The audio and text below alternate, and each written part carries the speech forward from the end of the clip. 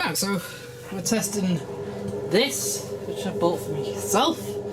I say I bought actually, it was kind of bought for me, but mostly because Luke owed me money, and yeah, so we decided to do a boil out, but on program 3.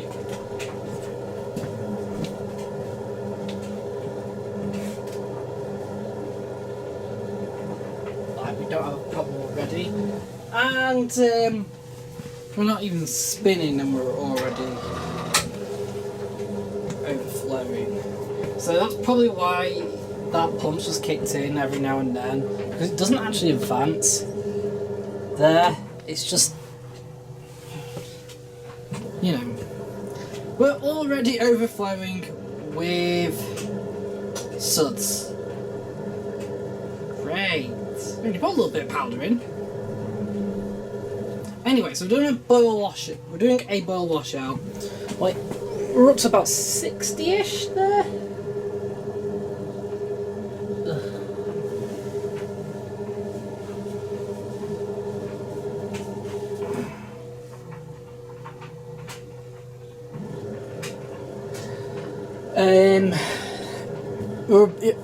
I've selected the short cycle, program 3, and then what I've done is it's something really cool, so I'll show you at another point. But anyway, what you can do is you press the gentle action button, like fill up first with water, and then immediately after it starts filling, release the gentle action button, and it will revert to normal tumbles.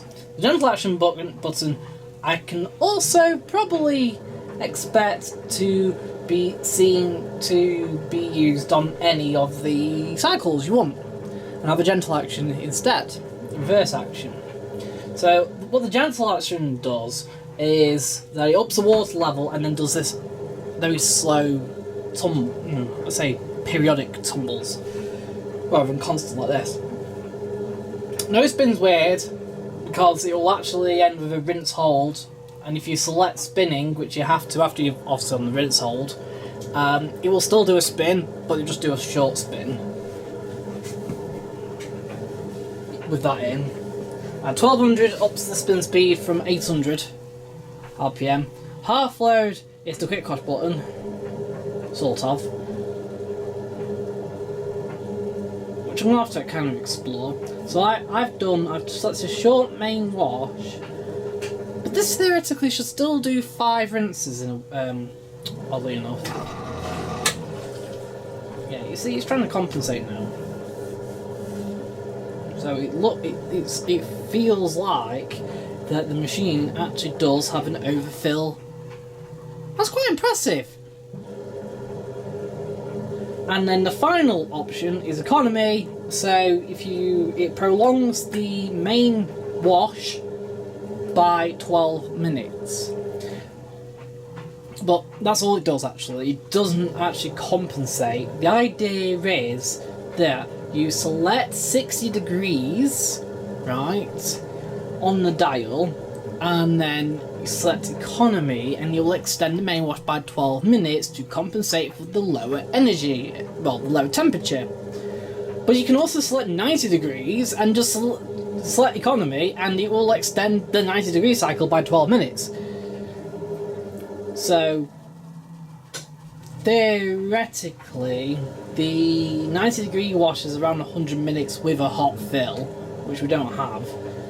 But with economy, it will actually be 112 minutes, or an hour 52. But then you can also up the water level, and this is going to be a typical normal thermostat, so it will carry on heating forever and ever and ever until, you know, it ends. We're getting pretty warm now. We're at maybe between 60 and 70.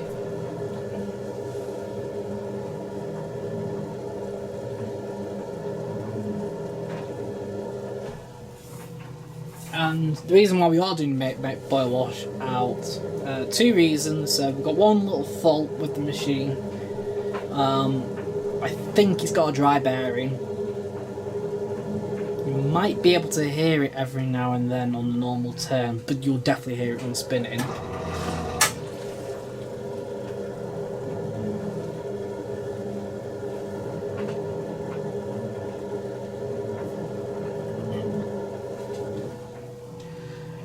And the other problem, which isn't a problem, so because you know, to obviously eradicate the idea of it being a dry bearing, I thought I'll just quickly check for anything underneath the drum, which is really cool on this, because you actually have a service hatch in which you can do that, which is really unheard of. It's never been heard of before. But I checked and there was just loads of slime around the side of the tub, so I was like, right, let's boil wash this out.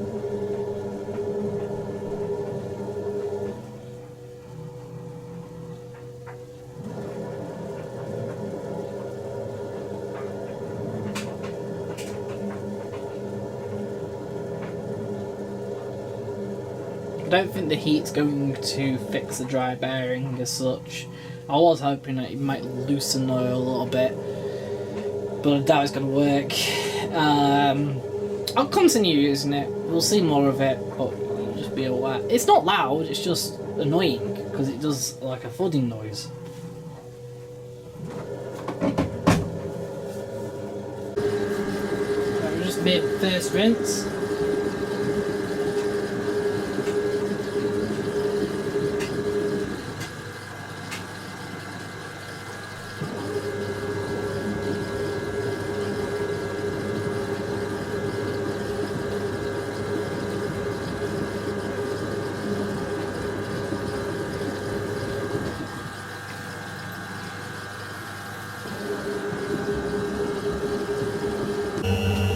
So we've got another nice 530, which is ramping up very slowly. Clearly not been used for a bit of a while.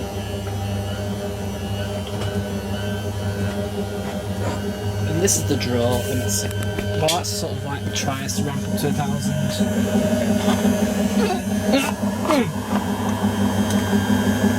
It is it me, or is that the loom? So there's a screw kind of loose, and there's a screw missing completely on that side. Right.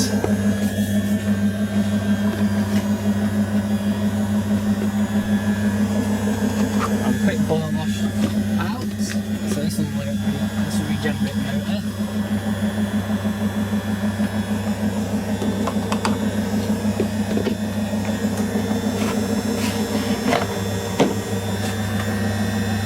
Cosmetically, it looked great, and then until I picked it up, and then trim, smash, trim, smash. That trim was actually fine. That's the point intact. Trim, smash. We did see that, but it's only a little chip on the door handle, which is very common. So set it to 1. Is the dial out?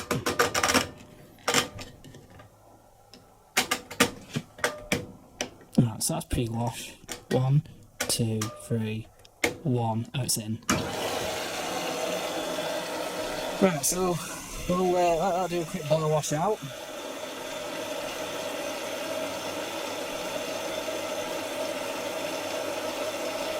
Actually, I'm set halfway, because I've never actually seen halfway work, so.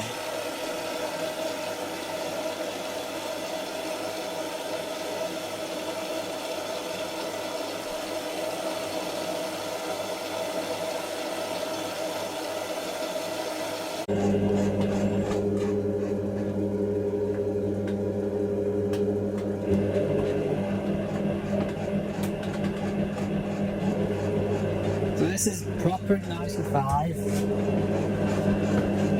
It did pop though slightly then. Like very slightly popped. So is that. That is proper 95 as well. I'm just going to leave this here.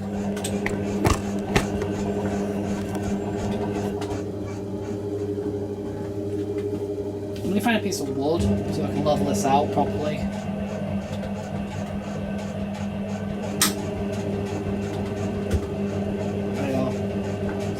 Pop.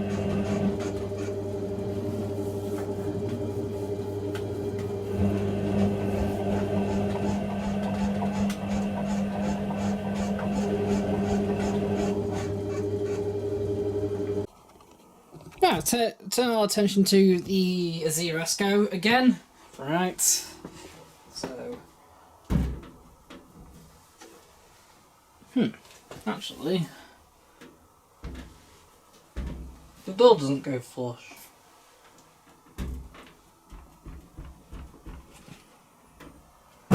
Anyway, we removed the belt off the back. Right, so...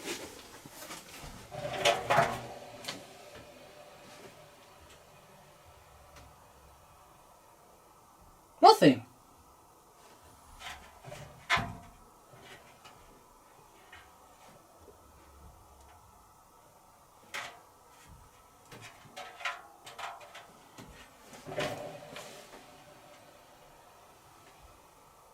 Nothing.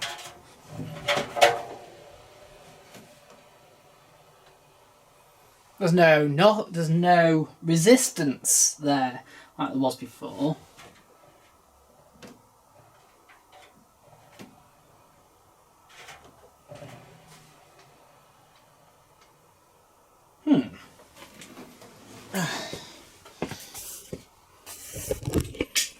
Also, I've taken the belt off, so I'll show you the back.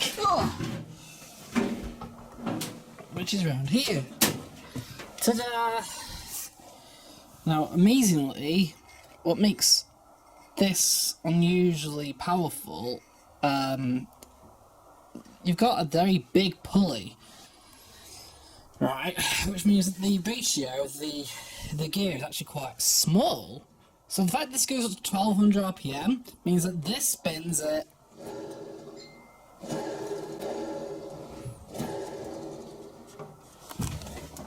and also, look at that! We actually have not one, but two heaters.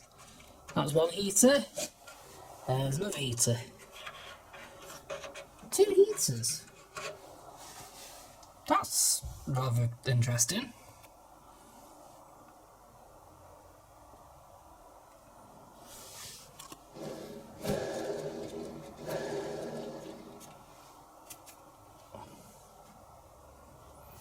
We asked this, we're not sure what, I believe this is a brush motor. However, trying to find the brushes, there's like a wire going into it, a bit like an induction motor, but it's not an induction motor.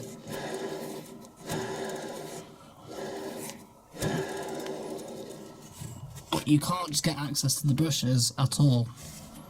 I'm guessing that if there is any brushes, that to gain access, you have to hit the motor and possibly take it apart. I don't know.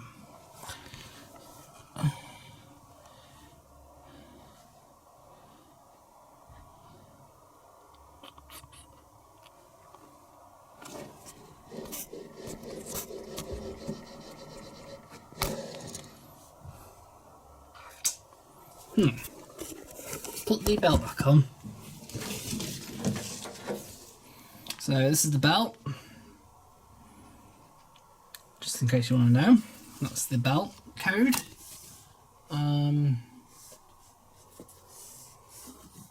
It's not in the best condition, the belts. Right, that's not even tensioned on, but there's hardly anything there.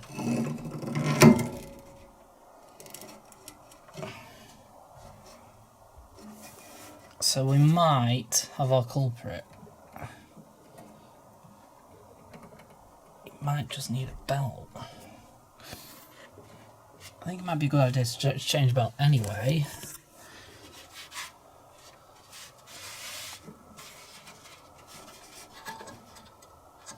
And neatly, I like about this is that this is a bearing brace. So the heaters go into the tub, and all you got to do is just undo the brace. That's pretty neat, that.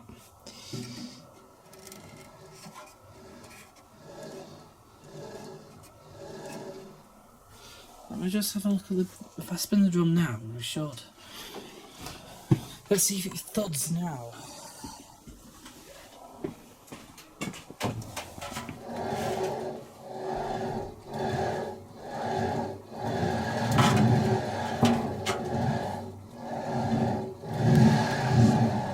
Yeah, it's doing it now. At slow speed, see?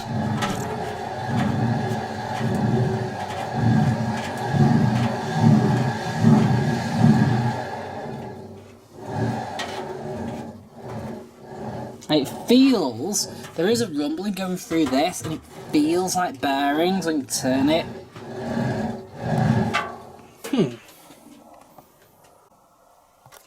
Right, so we've got a Hotpoint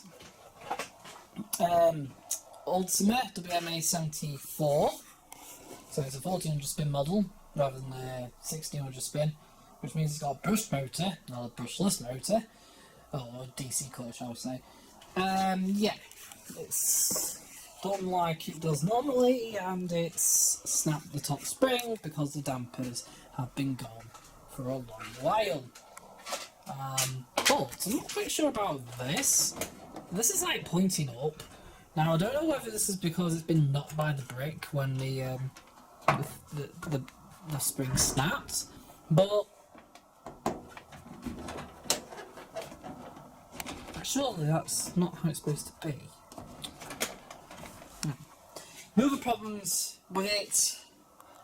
We've got some rust here, but I think I've got a top backing plate actually. I might have one to replace this with, so that'd be quite good. Quite a lot of rust there, just there, so it might have been on the hot washes quite a lot actually, in that sense. And the other problem is more down to the bottom. So the wiring loom for the motor has kind of frayed and gone through, but it's not completely snapped, so I've put some electrical tape around it for now. And it's just simply by design, like it's design flawed. So because it's slack, it runs against the brick, and obviously just due to vibrations, these like vibrations of like the wires moving on the brick mean that it's eventually gone through. Well, not gone through it completely. It's gone through the nylon coating, but I managed to wrap some electrical tape, so it might be okay. We'll see. But I'm gonna test it first using that wire. But I'm gonna try and change the wiring loom if I can.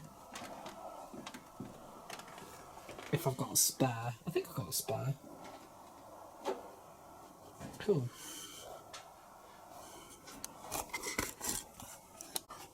Okay, so this is kind of back in.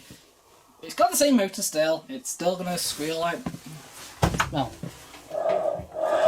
you know, like it would. What I'm just going to do is I'm going to test out the dryer. Kind of test it in normal mode.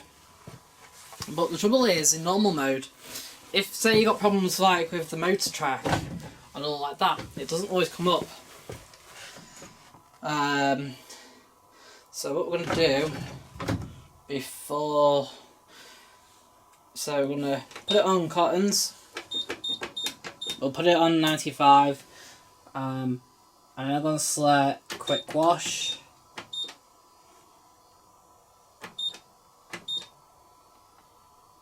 And then I'm going to select cottons dry. Actually, no.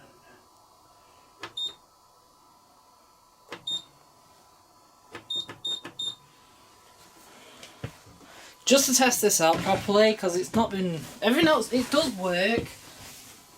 The motor obviously is very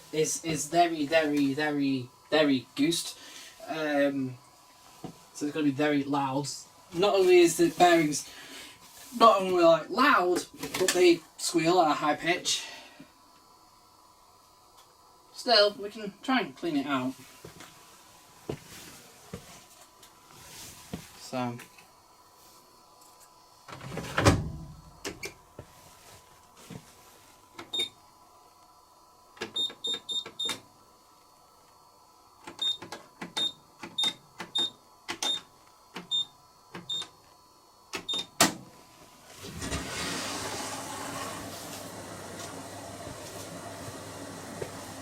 You know, all that jazz. So obviously we're going to test out the sensor drain too, because of washing our towel and subsequently Ta-da! Here's the light. And subsequently, we're going to test the other stuff. You know.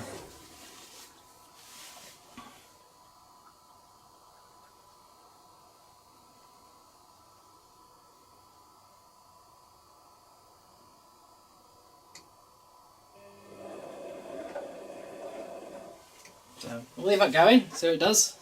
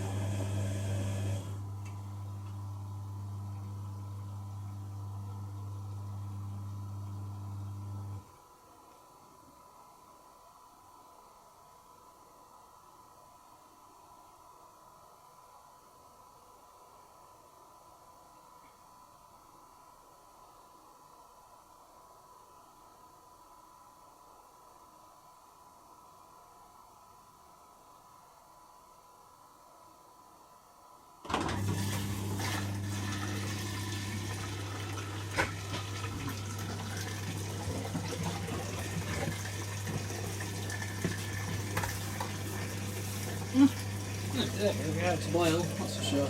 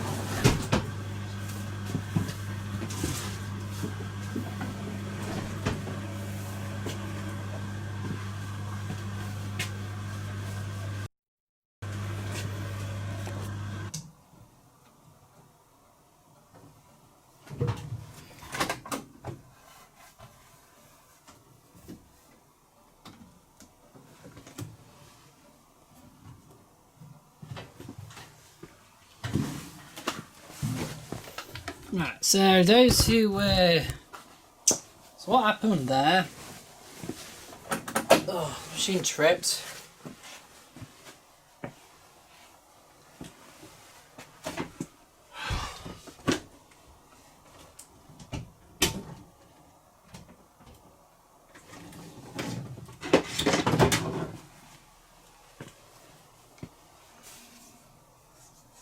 I'm not sure why.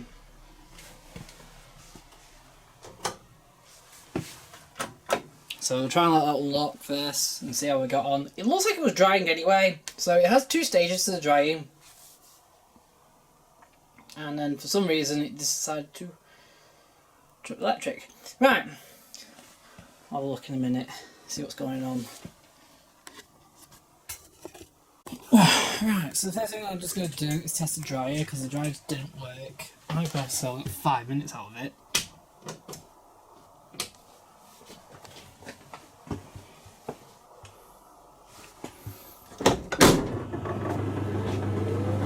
Dry lights on.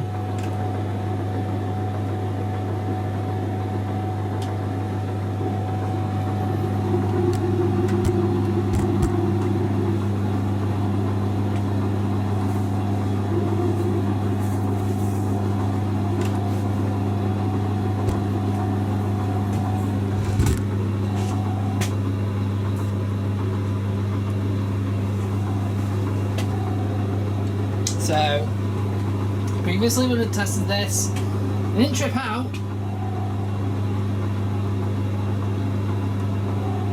It managed to run for quite a long time actually. But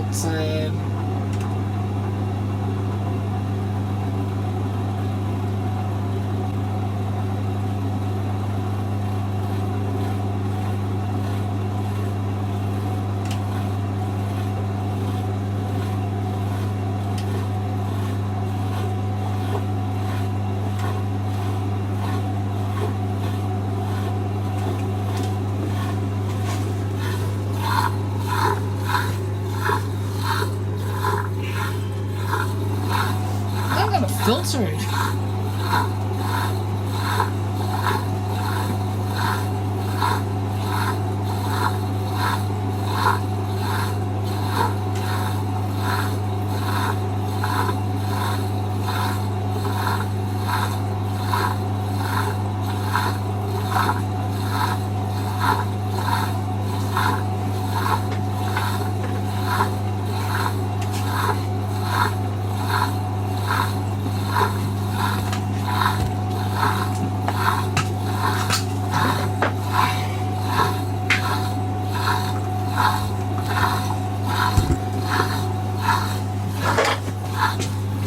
So,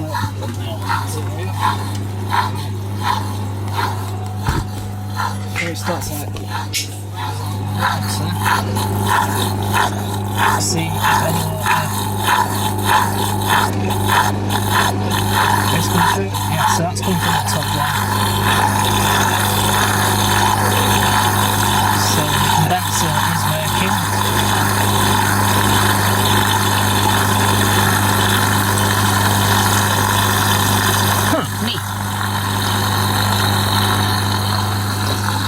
Well, it's still stone cold.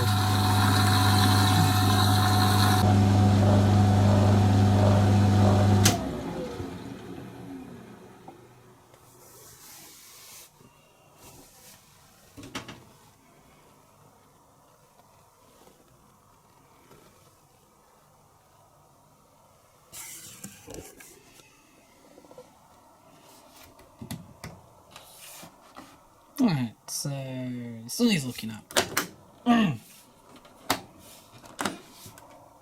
Right.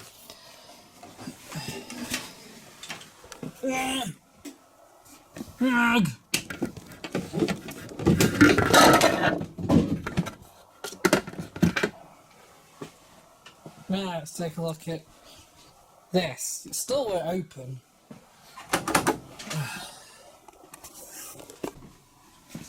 Right, let's try and switch it on without it tripping.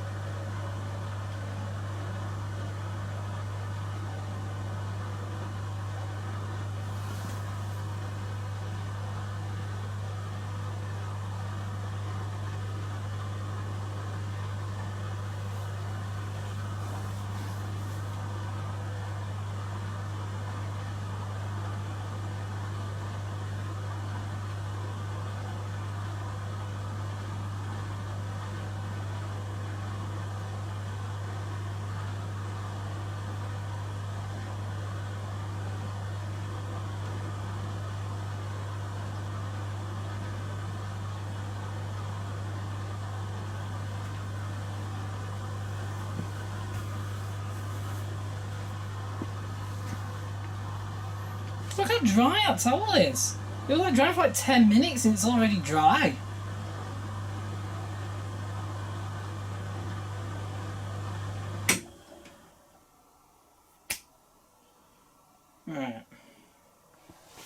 Right, so just a note. The wash dries back on anyway. Now we're cooled down. Ugh. This has actually dried. Well, dried it a little bit anyway. It's still fairly damp, but it's definitely been drying. Question is, why are we tripping? So it's something to do obviously with the dryer of the machine. So what I'm gonna do is have a look. Right, so far I haven't really properly investigated the problem yet of why it's tripping electric and drying, but obviously did notice that obviously it will trip when it's hot rather than when it's cooler, which will suggest that that's probably the reason. Maybe, but I haven't done anything yet. I haven't checked anything. But the one thing I did want to take off, because I'm going to swap it while I clean, because I've got a spare now, is this. This is the condenser chamber, and this is completely clogged up. We've got some build up here, a lot of build up here, and there's a little. So this is the water feed pipe, and our breather hole here was clogged as well.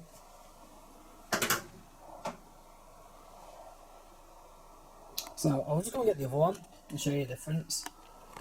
So there you go. It's the same bottle, of course, but you can see how much cleaner this is. Now, again, this was clogged, especially here. And there was even like sweet wrappers and stuff like that. The only bit I couldn't get out of this is this bit here. That is actually fluff as well that's stuck, but it's just the same around here as well. So what we're going to do is swap them over. I'm going to do some continuity tests on a lot of the stuff, see if there's any earth leaks first, and then we'll put it all back together.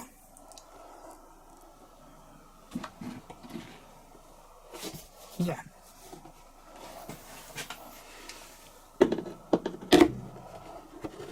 That just simply slots in there, that goes under there, that bounces into there. Cool. Right, we'll do that.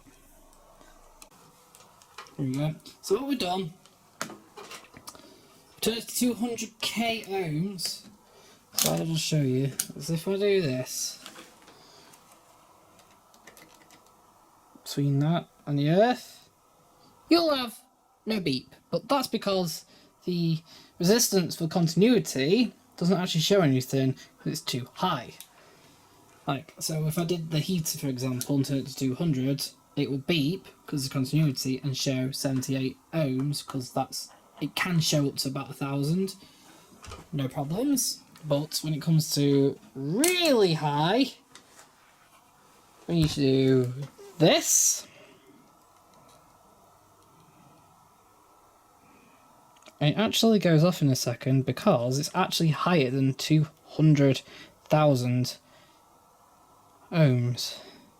See, it goes off because that's overload.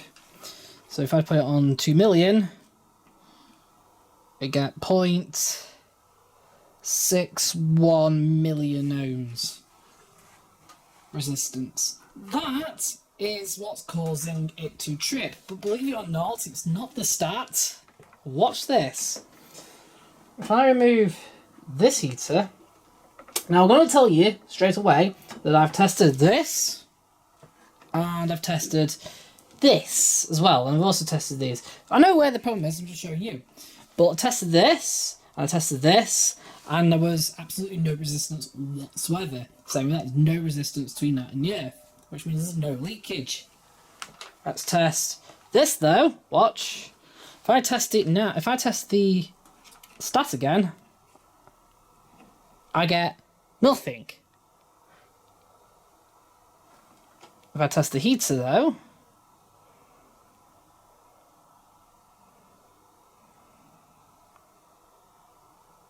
still going.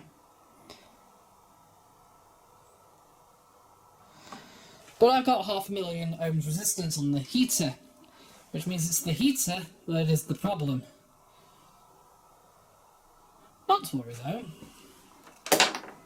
because we've got a spare. So, let me just show you.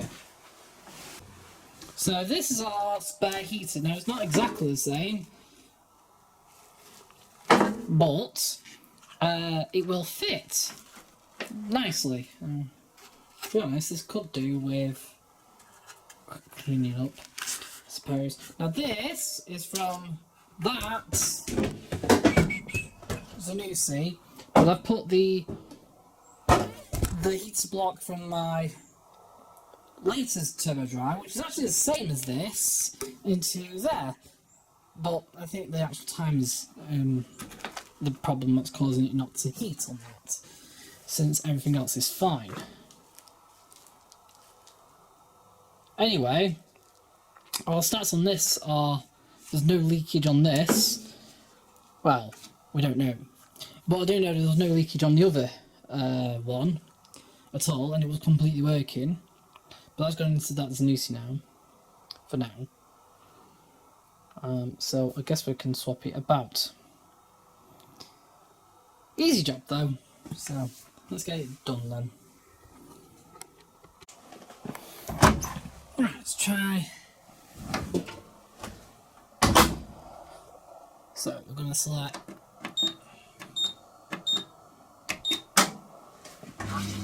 so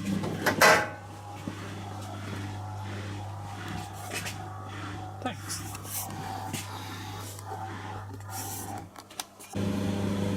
Right, so with this one, it's been 7 minutes of drying so far. The fan kicks in after about 1 minute. Drying, at least on this side anyway.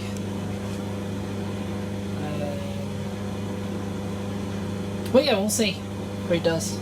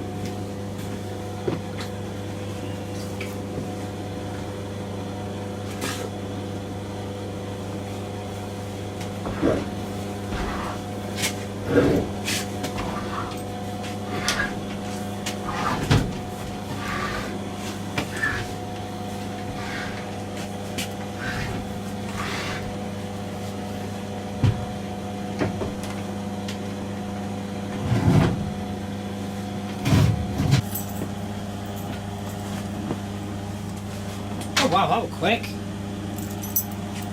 One sensor dragged quite well. It's down from 1 hour 30 to like 19 minutes.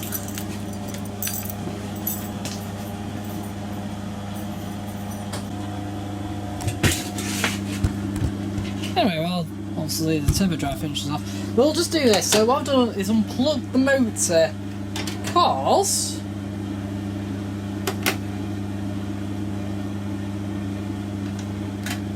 the reason being is I've done an earth leak check, and it appears the motor is leaking. So what I'm gonna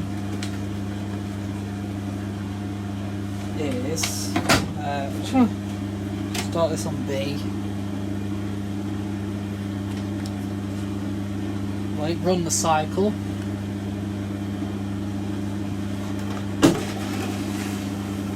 Because now this is a leak test.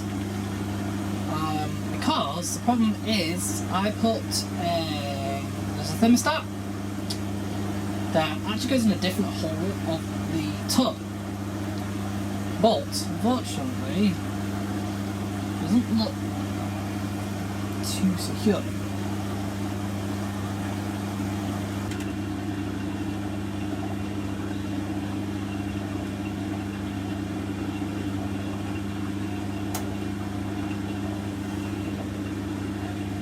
just going to let this run.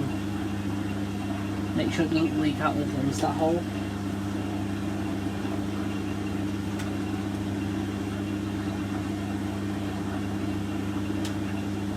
But more importantly, I'm wondering whether the timer will go all the way around.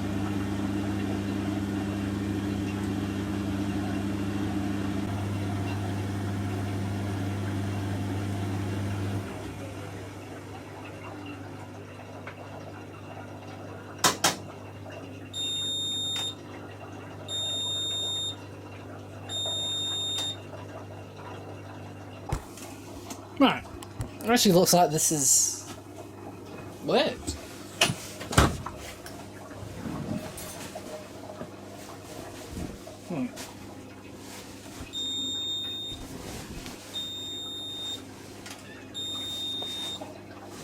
Got a tiny bit of like wetness to it, so supposedly you probably have to use extra dry more than store dry. Right, so stuck this onto low heat drying. Oh, it's warming up.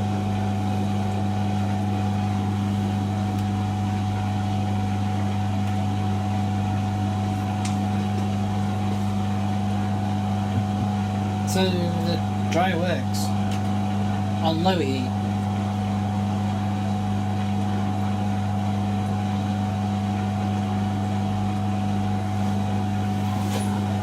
What about high heat then?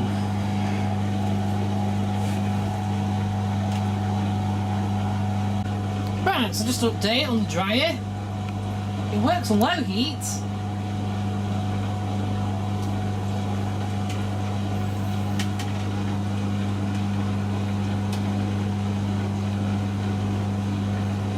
So I'm just going to put a cool down now. Really cool down, then we're going to try again on high heat.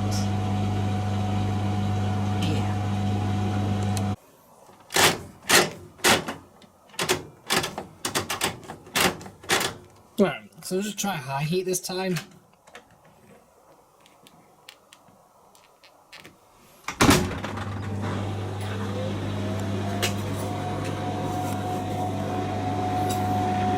See if we get hot. So we'll have it running now for 10 minutes. So, running for like, what? Nearly 8-9 minutes and it's tripped. Not sure why.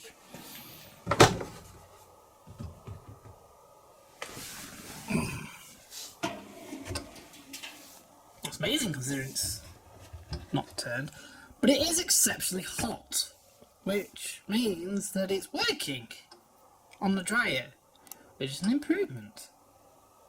Yay! We're getting somewhere. Still,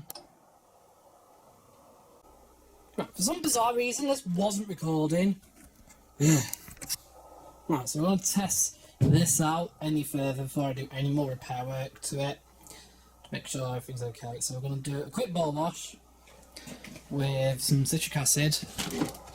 Because let's try and clean it out first anyway before I do any more work. It still needs some further work doing to it. Testing it just to make sure that the bearings spider's okay. Because we still need to do the door, because that's wrong way, somehow.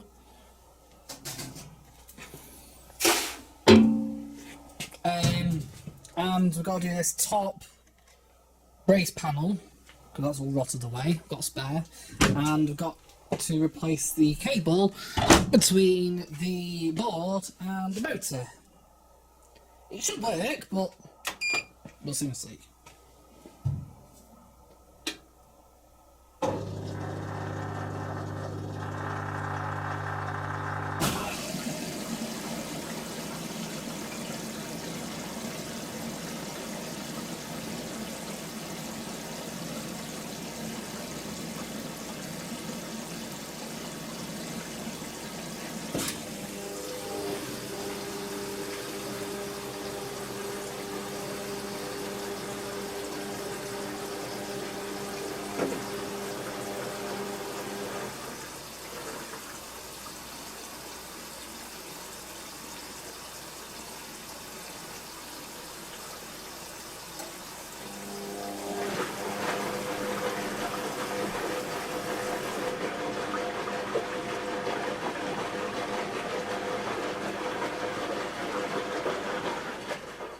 I love that.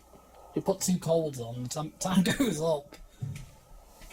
This is like way more advanced than that.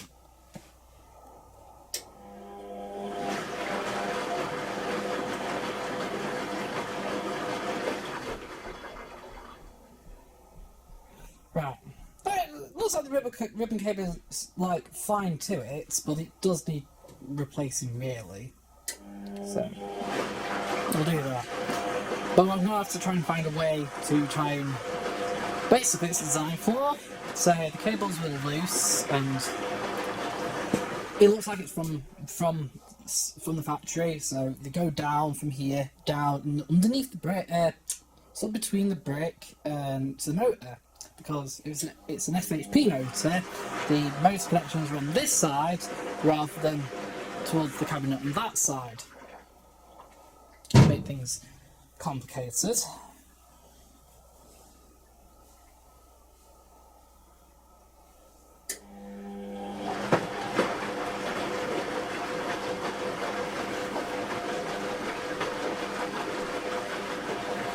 And subsequently, obviously due to unbalanced spins, those cables have been allowed to just sort of rub ever so slightly on the brake and subsequently started going through. I think I already explained this in the last testing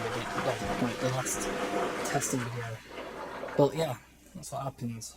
So I'm going to find a different way to try and at least keep them away from the brake. Probably some foam rubber actually. Try and find a layer of foam rubber maybe. I should have a spare cable because the WMA43 that I scrapped down with the bad bearings. That had a motor, I was like, I couldn't put my finger on it, but actually it does have a FHP motor on it, so it should have the same ribbon cable on it.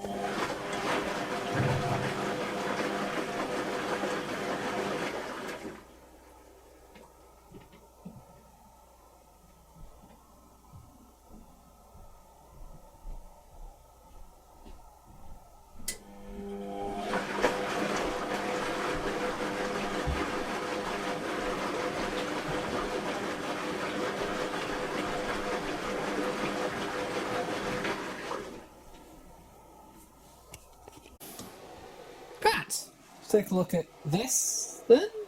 Yes, I bought it from auction. And it's the auction number on the top. We've got a cassette, but we've got the rarer blue version. It's not the rarest colour, but it's rarer than the pistachio green.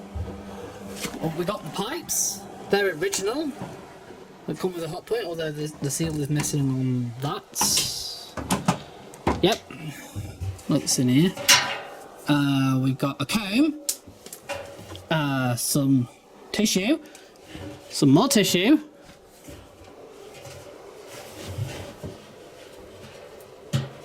something sticky at the back. Door seal though, immaculate. There's no mould on the door seal. Let's have a look. Size feel. No, absolutely. Cool, looking good. Then, model number WM63UR.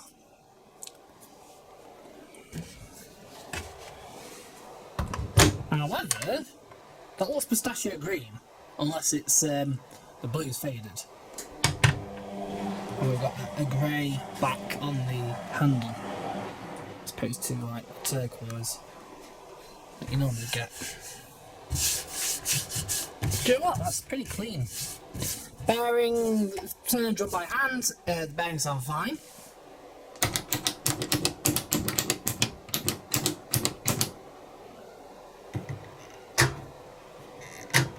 So we'll put it on a boiler wash out.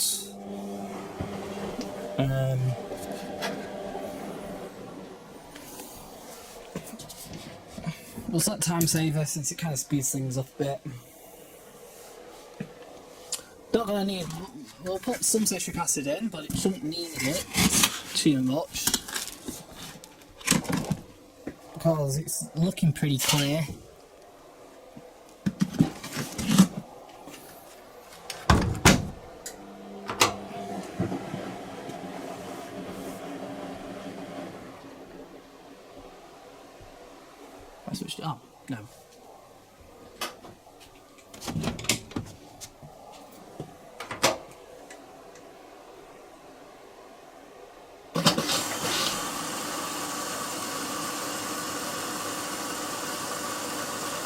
Right, oh, so that's the WMA 74. Look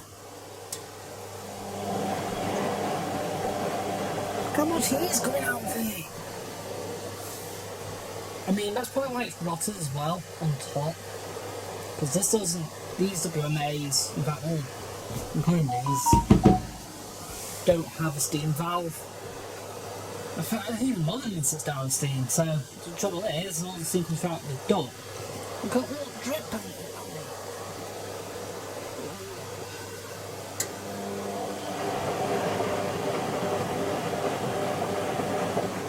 Steamy. So I reckon this, there's hardly any mould at all on the door seal, so I reckon this has been used even on boil washers. Hence why it's probably rotted at the top. So they're probably using 95 all the time.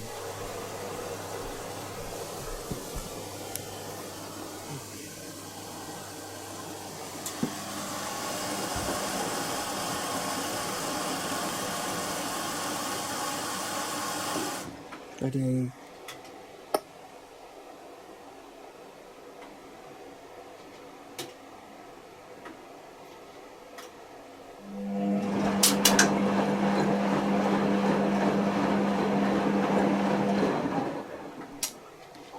That might be a bit of something out of from the filter, so we'll just enter the filter. There wasn't really too much in the filter, but because I was on the side, I wonder whether one or two bits may have fallen into it. Now, the way time saver works on these, especially on the white cotton, you notice there's 2 ticks and 2 ticks. On the normal one, there's 2 ticks, tumble, 2 ticks, other way, 2 ticks that way, 2 ticks the other way. Otherwise, it's speeding up the wash areas.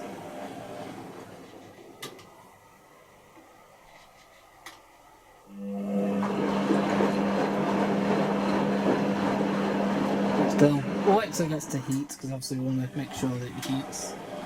Talking of heating, the Ultimate's just clicked off. That does the true boil wash.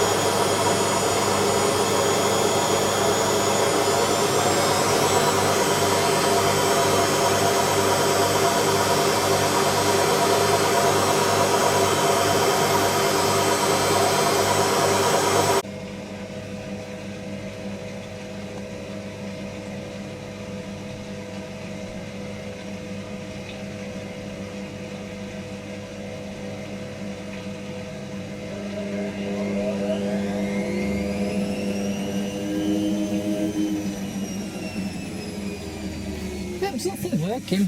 I'll just stick that down and spin so I can just check it.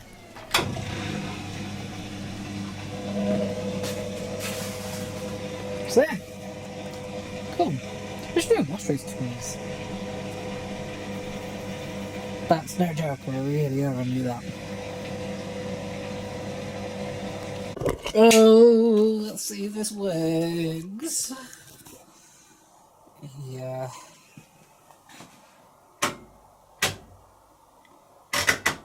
It might just go bang.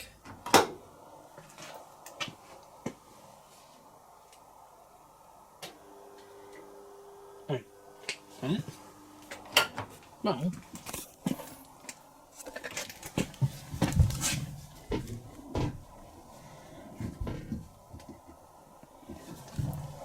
Wait, watch.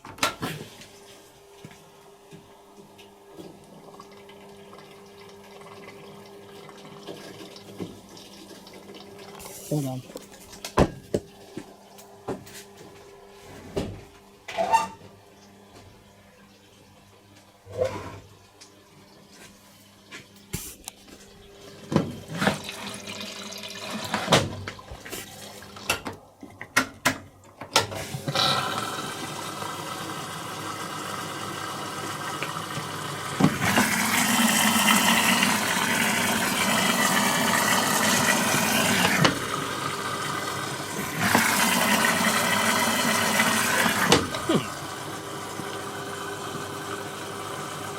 So the cold works, the hot's slightly not working. But interestingly, it does always fill with hot and cold no matter what cycle you select. Hence why, like there, it'll fill up.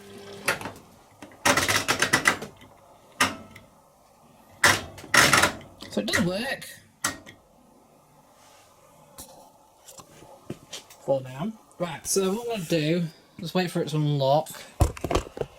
Since like barely anything's gone in. Wait for it to lock as normal. Yeah, it's got the original valves, so it's not the ones from the WD-51, which is what helped rebuild this. So the hot valve sounds like it might need replacing since it's going, but not a too big a deal because we can still obviously wash with it. I'll just stick in some citric acid. Select program C.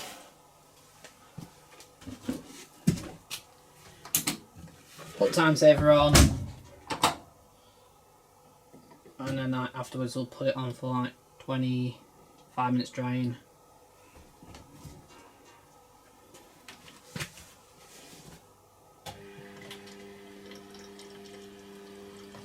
Really long delay that is.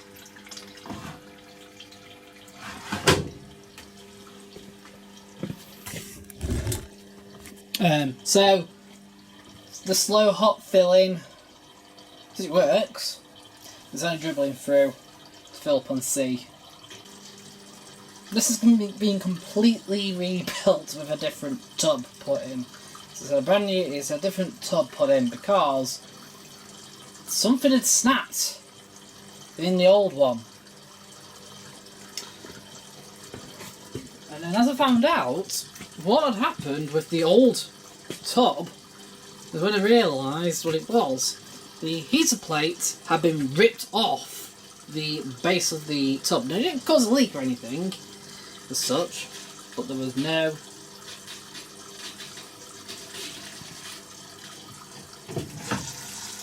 It's getting faster. Maybe it's just there.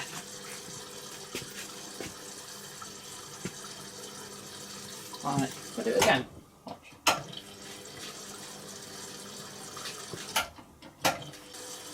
And it ripped it off when the spider snapped on it. Don't know how it ripped the heater plate off without ripping the heater out.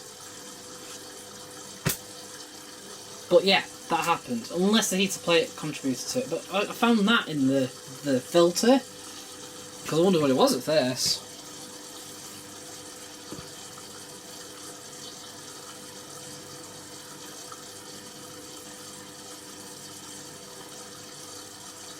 We're also using time saver because I need to make sure that I put the buttons in the right place. Well, I have. I just put the neutral pin. It doesn't really matter where the neutral pin goes because they're all connected.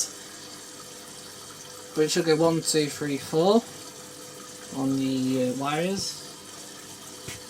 But there was more. It was the whole valves that I'm more worried about. But because now I tested on E, which is cold as well, cold fill wash, and it's feeling fine, I'm happy so far. So we should see, hopefully it should all work.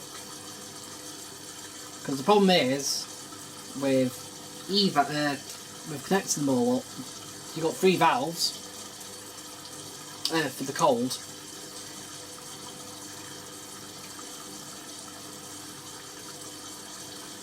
So you have cold and softener, right? When they both mix together, they make pre-wash. Is that right?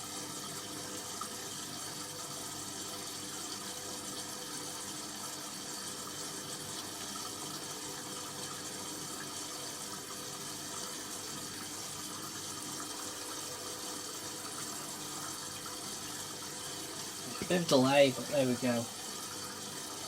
So I want to make sure that it's all working, so come on.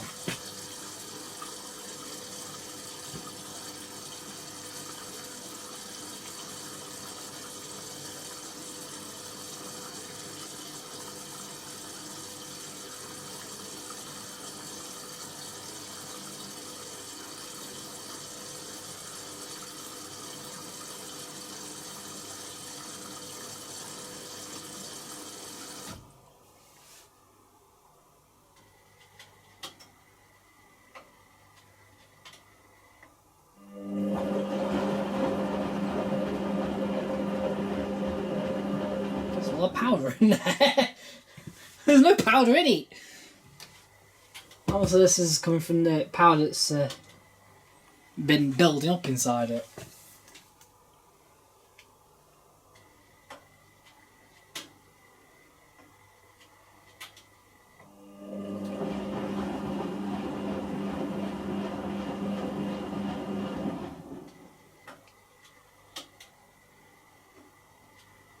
Right, I'll leave that going until we get to heat, and then we'll see if it heats.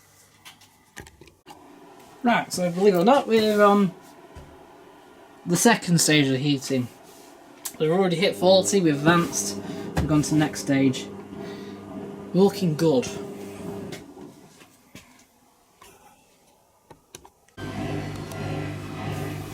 So obviously on first spin.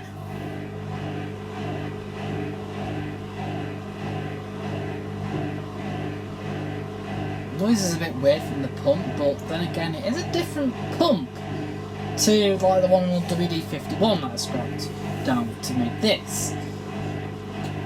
It looks like it's a later pump.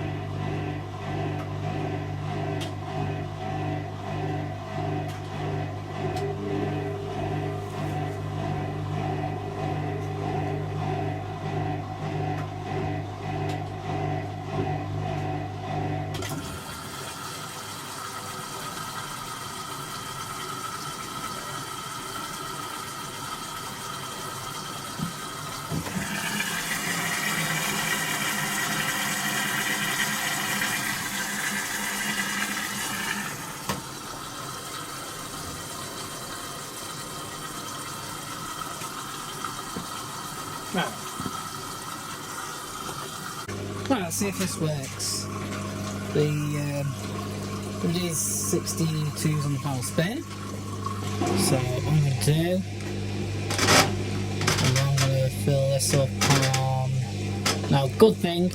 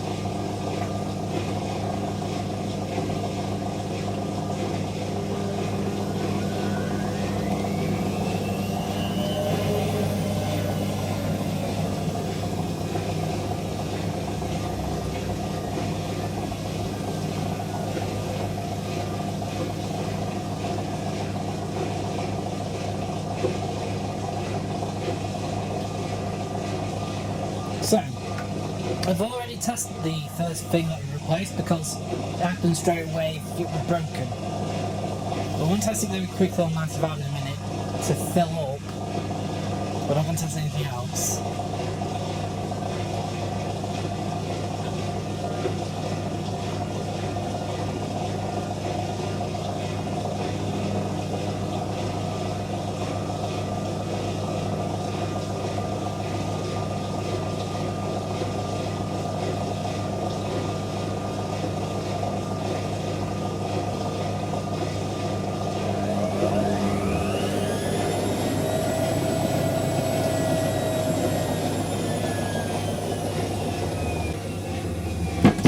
Dundee's done like 2 birds are now doing anti-crease tumbles.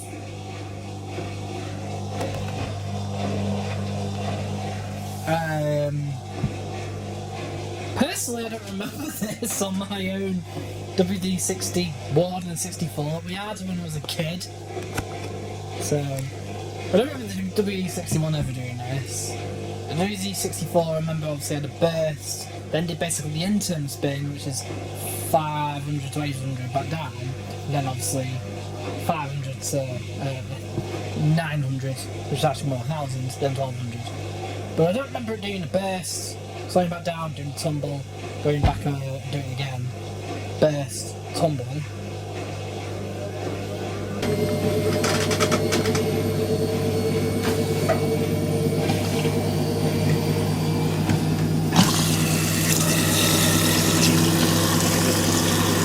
Yeah, plenty of power for hot.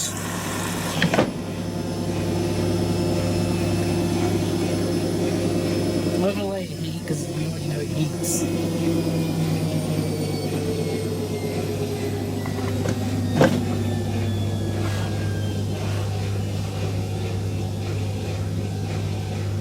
Hello?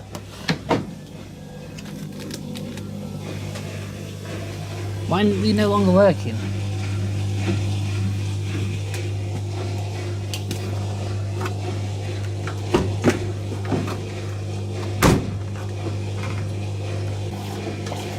Oh, that's right, the on-off button is dodgy.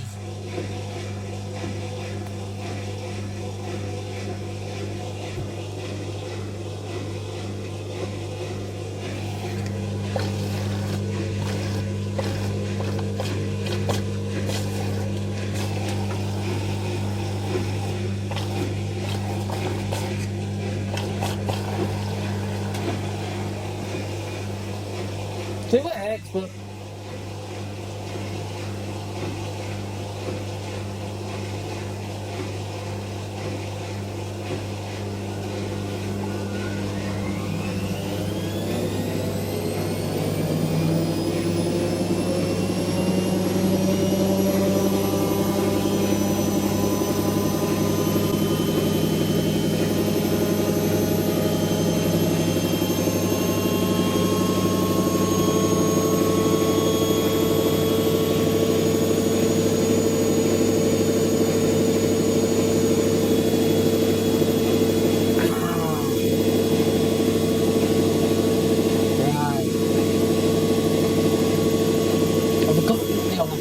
dodgy on this.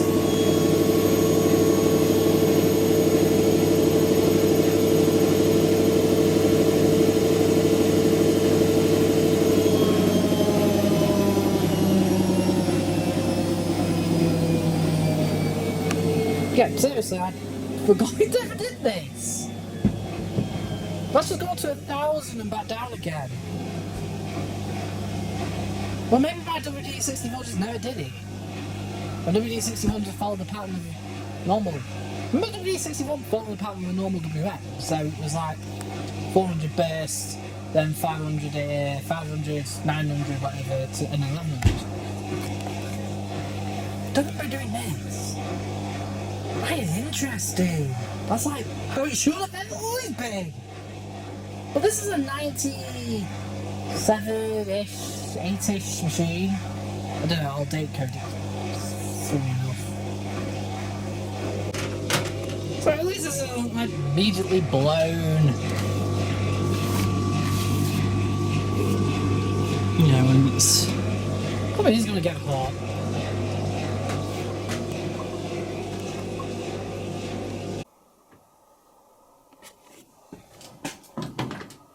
So,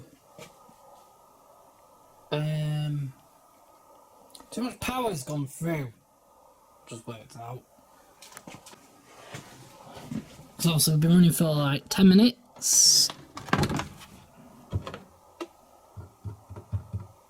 Yeah. It's hot though. Hot.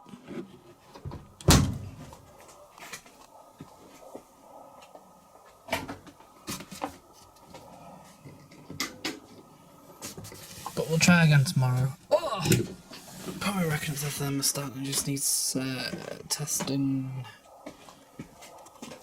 Right, we'll go switch everything on and try the Clothes washer dryer. Right, so we'll try the clothes washer dryer. No, that's need looking at. So what I'm gonna do, I'm gonna turn tumble cool on to like 5 minutes. There we go.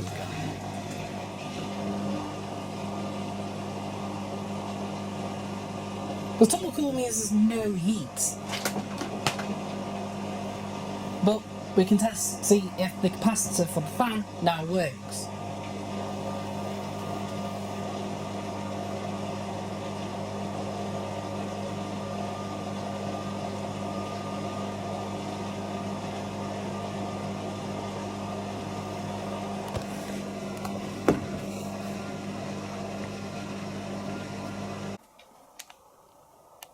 But the fan's too dry and just not started. And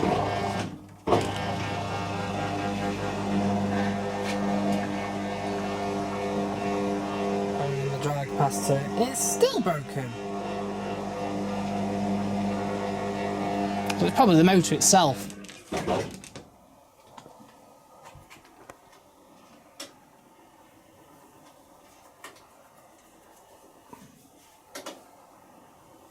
Not to worry, we have a motor.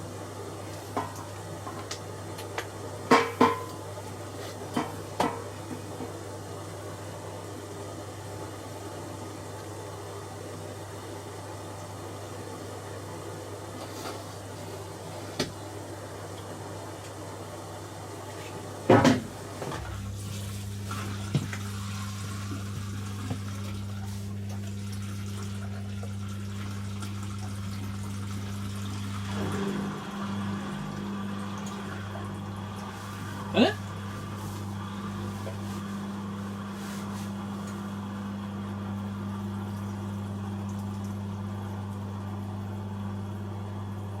Worked perfect before.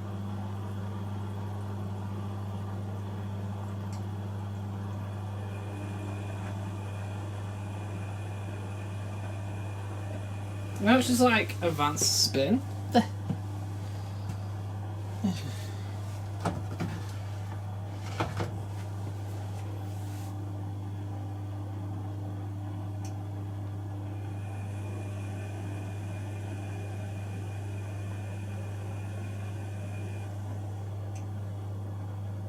Let's take a look at this then. It's a childhood washer of mine. Well, I say childhood. It's not my childhood washer, it was my uncle's. But saying that, he didn't have this exact model. He had the same machine, but it was a lavender spin, and the variable spin dial was missing, so it just, you know, was just not there. But this is an AWM 325, so you probably have a 315. Picked it up, it was supposed to be 30 quid. But when I got to it, obviously the shocks are gone. That's normal, but also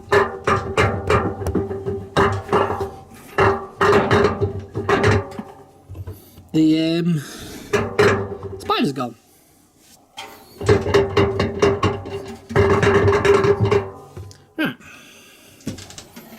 Take a look then. Also, this started coming away, but then I realised this is the actual like plastic that keeps it all like you know, that you're supposed to peel off when you buy it. Yeah, at least the jaw's not broke. Probably breaks. Not this time though. Cool.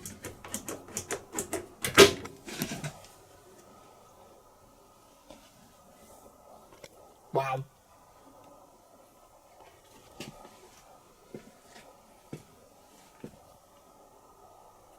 And bang goes the machine. Help? That's not just the RCD, that's just blown. Well, it's air leaked that badly.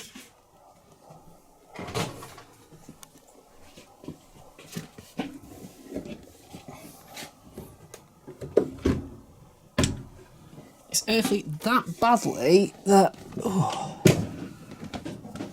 that it's actually tripped the entire workshop.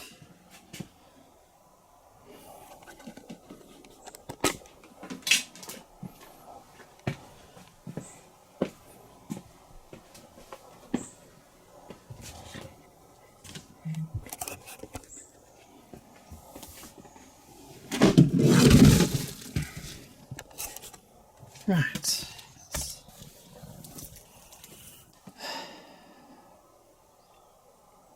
Right, so it's drawn too much power through, and then I wonder if it's actually tripped. I see these. This is the RCD. The trouble is,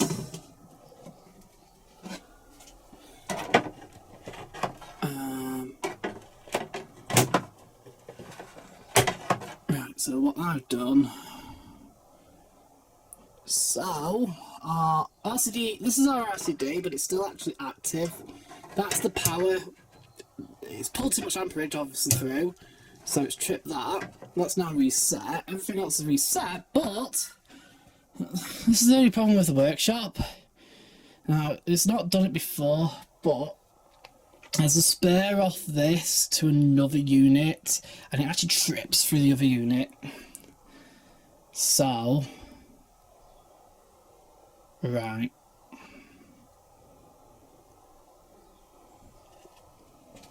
Great! Yay! This is like the first time it's happened. First time it happened was 2 years ago when I first moved in, and something blew. And then I went to actually, so it didn't trip like this, but it tripped. Oh, I think this was before I put the RCD sockets in. So it obviously tripped to earth, switched the earth back on, and the whole lot went. Oh.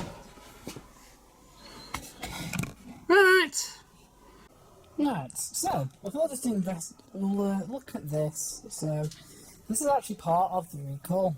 It's actually one of the many machines affected by the recall. But it's even affected by exactly what it causes. Fire. Well, not in this sense. So what this did was give an F error 6. And F error 6 is door lock. So as we take a look at the door lock, which is what I've done here. Yes, we have some burning on this heater input here.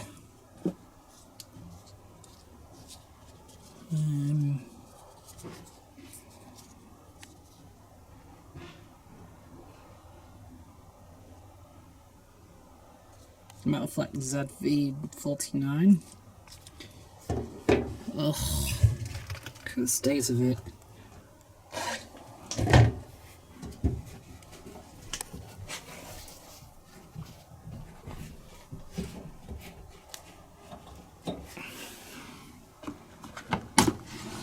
Even the fabric softener siphon's missing for some reason. Come on.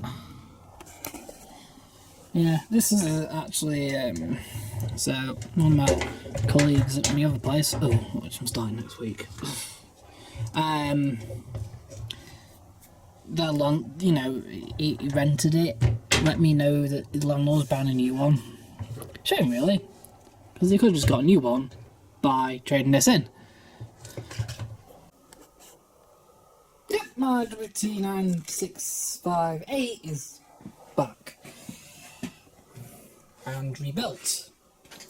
So it's now mashed two together with the best parts that were together. That's why there's still kind of scuff marks on the door, but okay. But at least we've now got a silver door handle that came with that door.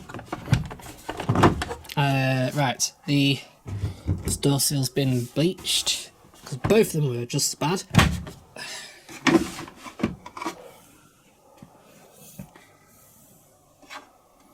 Right, let's test it out then.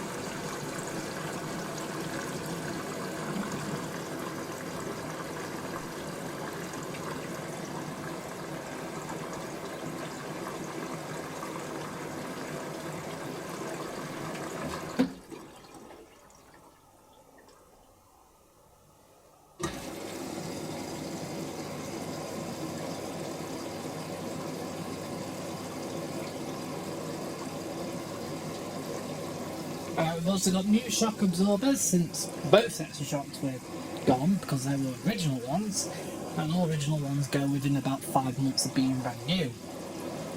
But no lie, that really did happen.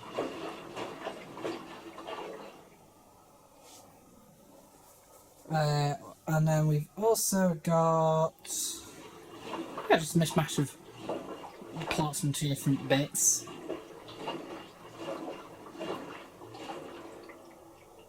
Just needs to clean now. But yes, basically this has been built up completely, rebuilt completely. So let's see how we get on. Right, so we're on the heat boost stage at the minute, so I was like at 70, and obviously now it'll heat now for about 5 minutes without tumbling. But anyway, I just thought I'd update you on something else about this machine. So this one uses the heater that came with that top with the oven machine, and uses the board that came with this machine, since I thought that maybe there was a board problem.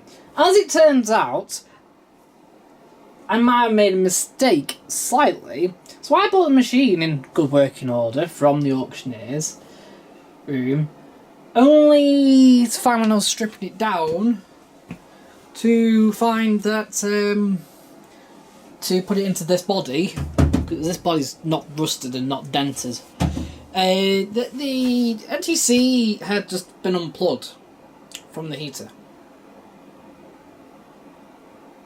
Which doesn't really make any sense really, since it also heated up anyway. But anyway, I've kept that board just in case this board goes wrong for whatever reason, which it shouldn't. So I remember what I said before about the NTC being pulled out. That's probably why it caused this. And I said it's the same heater. Well, change the heater.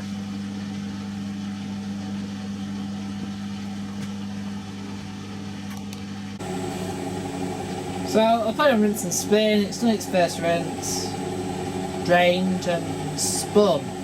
This is where it gets a bit weird.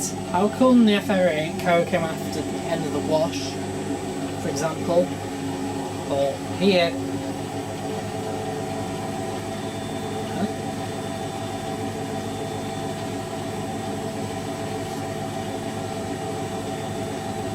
Maybe. I wonder if the lime scale citric acid actually works. Who knows? Let's see if this works then.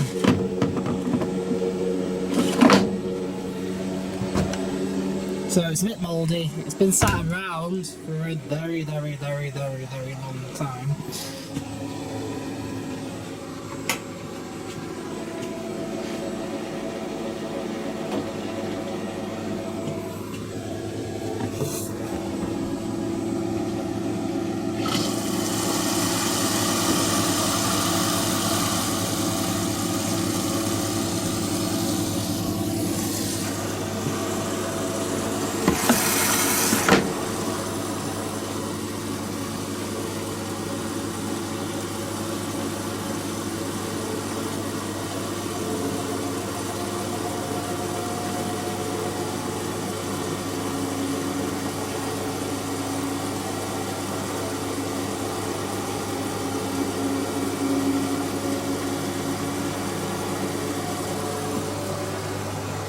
This LED light's working quite well.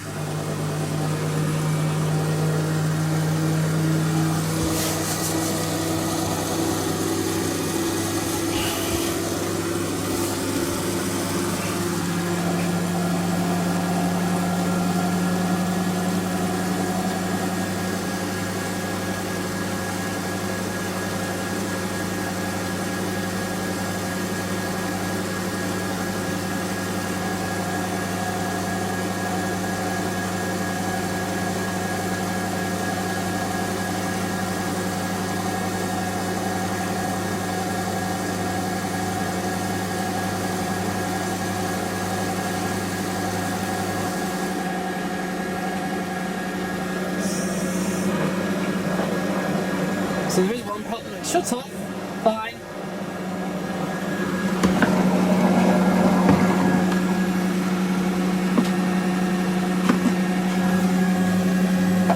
Oh. What the? You seen this? Hey! What?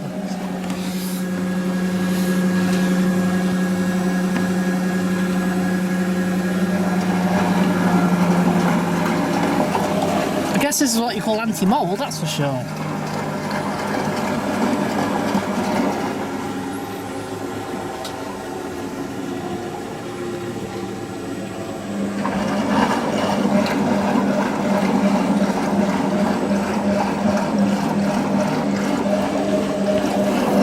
Hot point on the mold-resistant tin.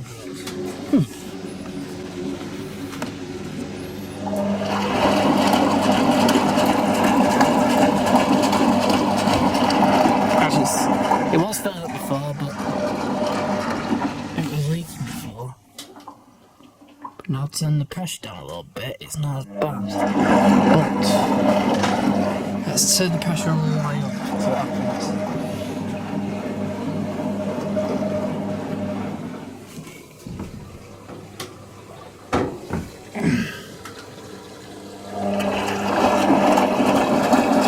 So I've turned the pressure up to maximum. Now, let's see what happens. On the rinses, for example.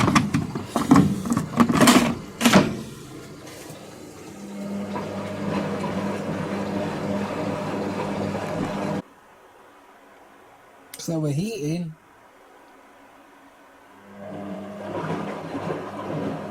For obvious reasons, it's not just tripped out all of a sudden at any point, which is really good. Actually, look, it's very mucky, but I think once you clean it up, apart from these two dents down here, it's in pretty good condition.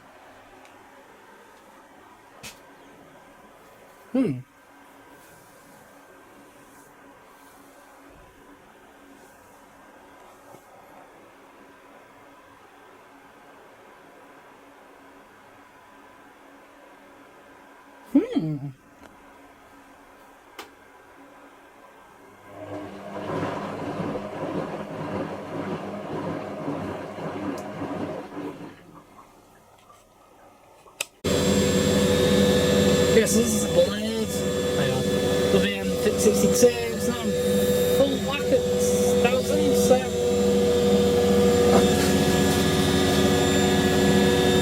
There we go.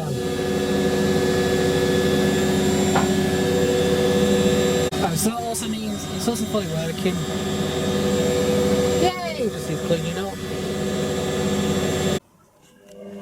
Let's take a look at this electricity then. Turn on. Yep, we'll turn on.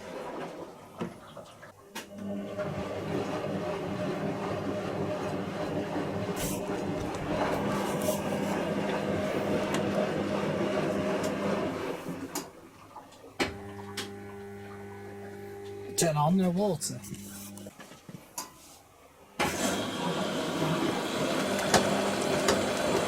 Works.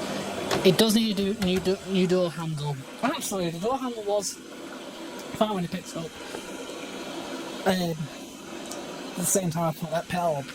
So of course it's been sat down for a year. Not doing anything.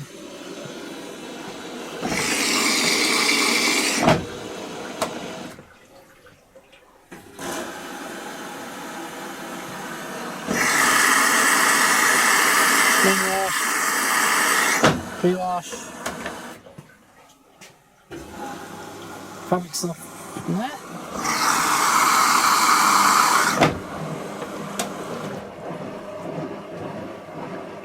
Stain, which it doesn't have. Heat.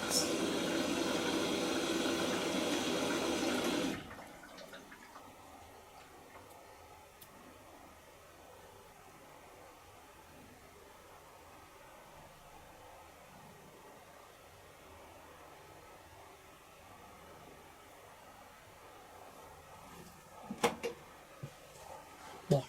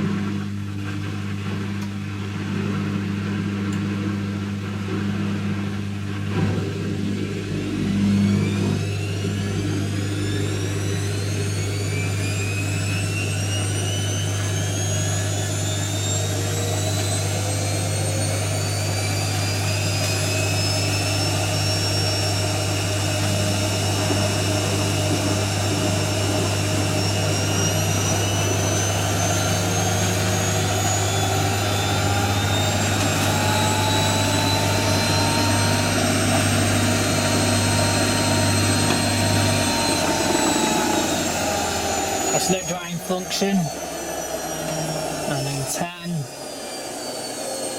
to 0.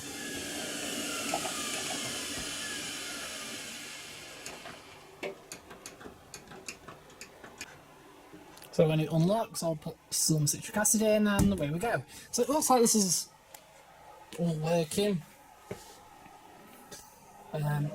It's very faded, and yes, it's another AW1001, so this is the second one I've had.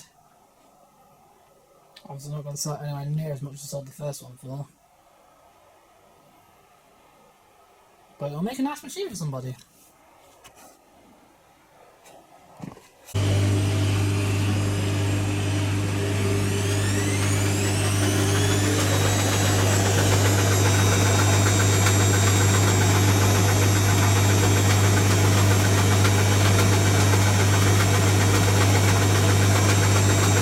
Before, but now after a boil wash and some citric acid, it just seems like it's full of wine scale.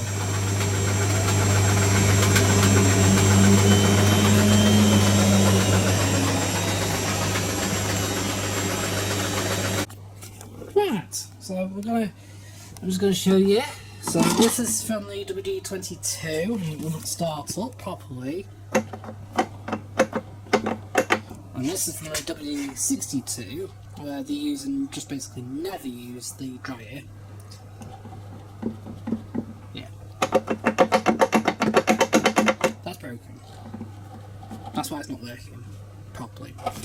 Also, there's a clear difference that this really has not been used. There is no fluff at all in this, where there is in this. So that probably, you know, contributed to the breakdown of it.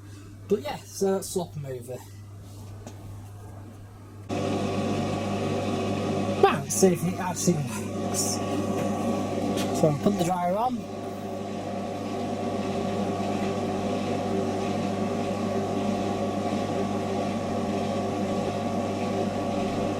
Sounds like the fan's now perfectly working. So, see if it works.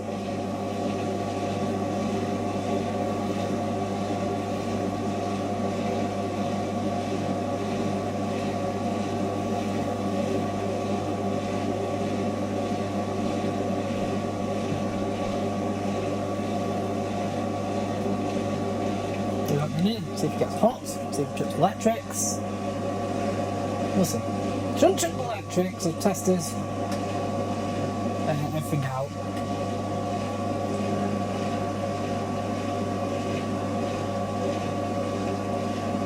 But you never know.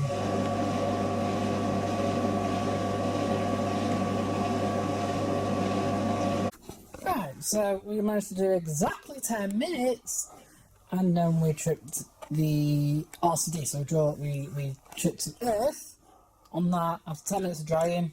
On that we drew too much power, and that hot point washer dryer, 10 minutes of drying, it drew too much power. So they've both got drying issues and they both fully work on the washers.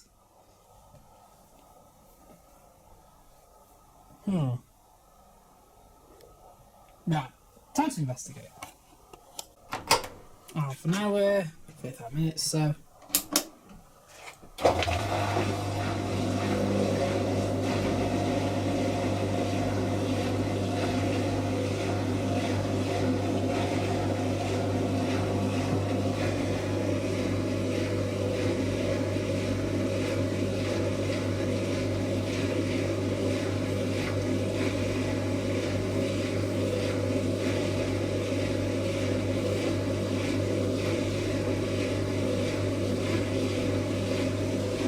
Right, let me see what happens in 10 minutes time. Okay, so not only was the dryer fan obviously gone on this, but there is an earth leakage from the heater. So even though technically there is, and what makes it confusing is that there is no earth attached to this heater. Right, which is a bit bizarre because normally heaters do come with air attached to it. Just like the motor has earth attached to it. And indeed on this actual machine, the actual main wash heater will have earth attached to it. But, so it makes it confusing why it's tripping to the earth if there's no earth. But there is, because the whole body is earthed. And what connects this heater to the body? Electricity can seep through this. And this. Yeah. Two springs which attach to the body. I've just had the multimeter on it, and there is resistance leakage between the heater and the body enough to trip to earth. And then what happens, the reason why it takes 5-10 minutes to trip rather than straight away is when the heater's switched on, they also get hot. That earth starts reducing, and the hotter it gets, the more resistance is reduced. In such a way then eventually electricity will start making contact between the heater and this. Right? Electricity leakage, but then that's going straight through to that, through to the body, straight to the earth down there. And then that's going straight to sockets. So there you are, there's an earth leakage on that, so that heater needs changing. Luckily we have a spare heater. This was from the WD-63 that I scrapped down years ago. Now I also scrapped that down, door broken off it.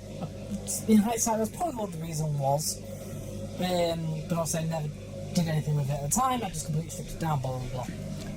Luckily we have a heater now. And the hot water valve is on this is also from the WD-63, because this is just basically, you know, this and this has hardly been different. The time is slightly different, but other than that, the actual setup is all the same. Right, so I just need to do some work on this thing. Let's get this heater changed and hopefully it should be fine. This has no earth leakage just done a test. Resistance to the actual heaters are actually the same, despite the D63 timings being much longer on the latest models. Yeah, well, we've been running for 20 minutes, 25 minutes even, and we're still drying. So, we probably killed it. And it probably was the heat over here. It's like, just expanding and touch inside, maybe? I don't know. Anyway, that's up there, broken. We're in the middle of this still. I'm taking this off and putting that one on. Oddly enough, it will become more economical, that will, with that on, because that has its stuff around it. Insulation to keep the heat in. Cool. So, update. It finished. That's it. So now this Hot Point WD62 is now fully working. Guess we can do some washing through it then.